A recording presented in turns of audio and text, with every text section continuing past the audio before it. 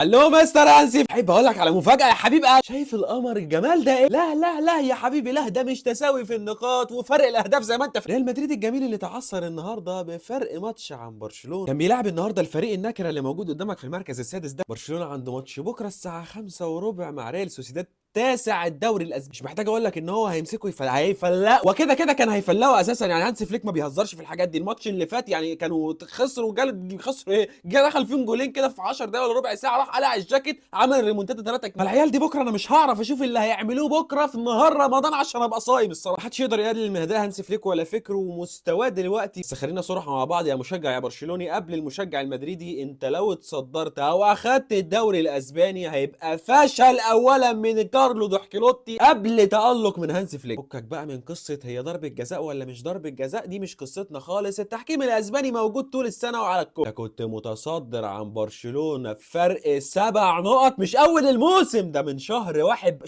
دلوقتي برشلونه لو كسبت بكره الصبح هتبقى فرقه 3 نقط عن ريال مدريد. كل سنه وانت طيب.